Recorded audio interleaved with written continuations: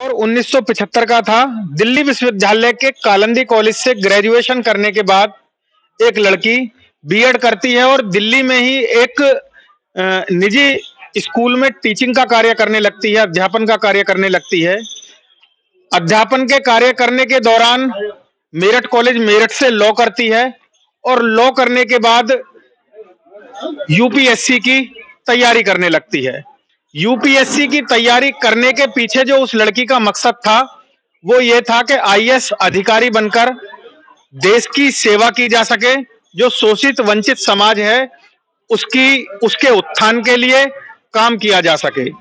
UPSC की पढ़ाई के दौरान, यूपीएससी की तैयारी के दौरान वो लड़की रोजाना दिल्ली के लाइब्रेरी में जाती, नियत नियत समय से वो लाइब्रेरी में अध्ययन शुरू कर देती और कई घंटे अध्ययन करने के बाद लाइब्रेरी से अपने घर लौट जाती। लाइब्रेरी में रोजाना अखबार पढ़ने आने वाले बुजुर्ग उस लड़की को पहचान सके थे। उस लड़की की शक्ल को आसानी से, मतलब जब रोजाना मुलाकात होती थी तो पहचान चुके थे। उस लाइब्रेरी में एक शख्स पहुंचते हैं, 2-3 दिन वो अखबार पढ़ने जाते हैं तो उन्हें भी वो लड़की का चेहरा रोजाना दिखता है। उसकी लगन को वो दूर से ही भांप लेते हैं और उस लड़की से वो एक दिन बात करते हैं कि बेटा आप किस चीज के लिए स्टडी कर रही हैं, आप जो अध्ययन कर रही हैं वो किस चीज का कर रही हैं। तो वो लड़की उन्हें बताती है कि सर मैं यूपीएससी की तैयारी कर रही हूं और मुझे देश की सेवा करनी है और जो वंचित और जो शोषित वर्ग है उसके उत्थान के लिए कार्य करना है। उस लड़की से बात करने के बाद वो शख्स बहुत प्रभावित होते हैं और उस लड़की से ये कहते हैं कि जो तुम्हारा उद्देश्य है वही मेरा उद्देश्य है। मुझे भी शोषित वंचित समाज को आगे बढ़ाना है और राष्ट्र की सेवा करके इस भारत को समृद्ध भारत बनाने की तरफ बढ़ना है। और तुम आईएएस का एग्जाम, यूपीएससी का एग्जाम क्रैक कर एक आईएएस अधिकारी बन सकती हो, तो एक जिले के लोगों की सेवा कर सकती हो। तुम में वो प्रतिभा है, मैं तुम्हें आगे ले जाना चाहता हूं। बहुत सारे आईएएस तुम्हारे अधीन काम करेंगे जिससे आप आसानी से राष्ट्र की सेवा कर सकेंगी। वो शख्स कोई और नहीं थे, वो शख्स थे काशीराम और वो लड़की और कोई नहीं थी, वो लड़की थी बहन कुमारी मायावती, जो उत्तर प्रदेश सूबे की 4 बार मुख्यमंत्री बनी। हम उनके ही गांव बादलपुर में आज यहां पहुंचे हैं। 2024 का लोकसभा चुनाव चल रहा है। हम यहां पहुंचे तो यहां हमें बहुत सारे गांव के बुजुर्ग बैठे मिले। हमने कहा कि चुनाव का माहौल है और बहन कुमारी मायावती का गांव है, आपसे चुनाव के बारे में बात कर लेते हैं। तो कुछ लोगों का यह कहना था कि गांव में आज थोड़ी सी हलचल कम भी दिखाई दे रही है क्योंकि जो शादी ब्याह का ज्यादा माहौल है। आज 21 अप्रैल है।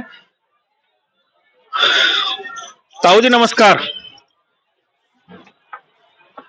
चुनाव चल रहा है, 26 अप्रैल को गौतम बुद्ध नगर लोकसभा का चुनाव होना है। कैसा माहौल है गांव में? क्योंकि पहले चरण का जो चुनाव हुआ था उसमें जो टर्न आउट था, जो मत प्रतिशत था, वो 2019 की अपेक्षा कम था। तो चुनाव आयोग की भी और तमाम ऐसी पार्टियों की ये प्रयास है कि मत किसी को भी दो पर दो जरूर, पर लोगों में जो उत्तेजना होनी चाहिए, जो जागरूकता होनी चाहिए।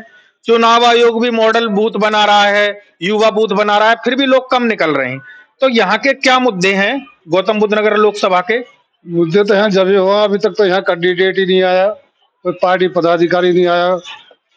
इससे बात करें किसी भी पार्टी से? नहीं, बीएसपी पार्टी से, और को तो सबके आ रहे हैं। अच्छा, तो अब जो फिलहाल सरकार चल रही है, कानून व्यवस्था या बहुत सारी चीजें, विकास, वो कैसा चल रहा है यहाँ? तो विकास तो कोई भी पार्टी हो जो सत्ता में रहे वो कर ही है, जहाँ भी करा जब भी उसी का नाम हो। कानून व्यवस्था कैसी चल रही है? कानून व्यवस्था भी ठीक ही चल रही है। यहाँ भी कुछ लोग खड़े हैं, इनमें से भी हम किसी से बात करने का प्रयास करेंगे। लोकसभा चुनाव चल रहा है, 26 अप्रैल को, इसी शुक्र को यहाँ मतदान होना है। आपका क्या नाम है? रघुवर दयाल। तो कैसा माहौल है जी अपना? ठीक है, बहन जी का माहौल है यहाँ पे सब। तो बहन, आप इसी गांव के रहने वाले हो? रहने वाले। तो बहन जी आई हैं यहाँ? बहन जी आए या ना आए, लेकिन वोट तो नहीं, पहले कभी आई थी? आती हैं। तो गांव के लिए कभी आप उनसे, जैसे मैं आपसे रूबरू हो रहा हूँ, कभी आपने उनसे ऐसा बात? कभी नहीं मिले, लेकिन आती तो है गांव में। आती है। तो बहन जी के परिवार के जो लोग हैं वो भी आते हैं? हाँ, वो आते हैं, यहाँ पे ही वो बैठे हुए हैं, परिवार वाले बैठे हैं। परिवार वाले ही हाँ, लोग बैठे हुए। उल्ले वाले।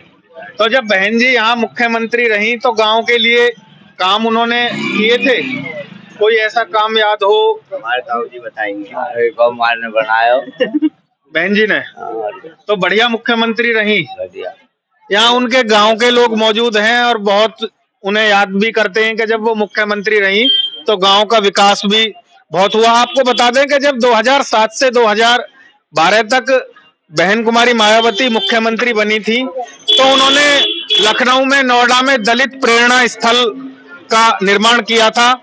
उनका कहना था कि जो दलित समाज की लड़ाई लड़ने के लिए जो क्रांतिकारी आगे रहे या जिन्होंने दलित समाज की लड़ाई लड़ी, उनकी वहां जो तस्वीरें हैं वो लगाई गई हैं और उनका मकसद ये था कि जो लोग इन दलित प्रेरणा स्थलों पर घूमने आए वो उन तस्वीरों को देखें और ये इस बात को जांचें कि इन लोगों ने समाज के लिए और राष्ट्र के लिए कितना काम किया था। और हमारे साथ कुछ लोग यहाँ मौजूद हैं, उनसे भी बात कर लेते हैं।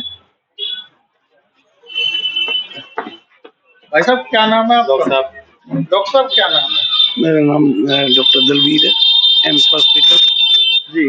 और देखो, हम तो यहाँ पे कभी कभाई हफ्ते में एक बार आते हैं। हम यहाँ का माहौल है, इन लोगों को ही पता है जो तो भी है। मतदान तो यहीं करेंगे हम, मतदान हाँ यहीं करेंगे। रहते आप दिल्ली हो? है, वोट यहाँ की है? वोट यहाँ की है।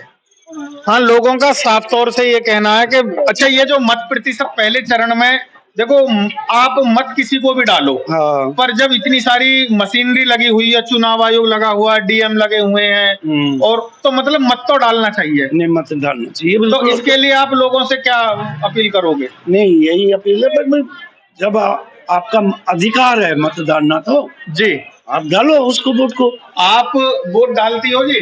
हाँ जी, डालते।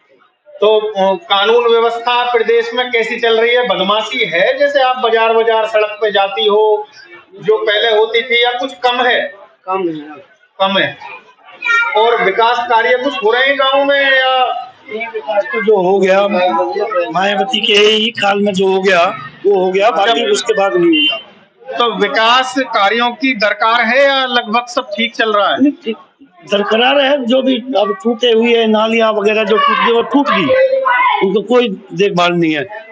प्रधान से बना हुआ, प्रधान से बोलते हैं, प्रधान कहता है भैया ऊपर से पैसा नहीं आ रहा। गांव में प्रधानी है, प्राधिकरण भी है और प्रधानी भी है। अच्छा, इस बार प्रधानी के चुनाव हुए? हाँ, प्रधानी का चुनाव हुआ, प्रधान है। अब जब पीछे से पैसा नहीं आएगा तो प्रधान कहाँ से लगाएगा? ये उखड़ा पड़ो, प्रधान से कई दफे कह लिए, तो पैसा ही नहीं आ।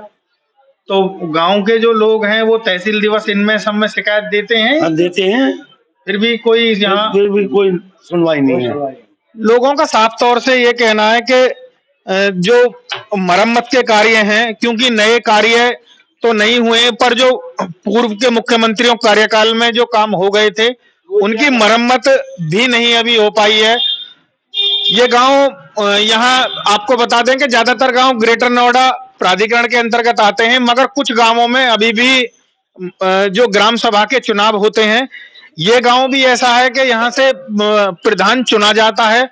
शायद इसके जो सामने गांव हैं उनमें प्रधानी खत्म हो गई है, हम नेशनल हाईवे के पार जाएं, पर इन गांवों में जो प्रधानी है वो है नेशन इश्यूज के साथ ग्रेटर नोएडा, बादलपुर, मयंक राणा।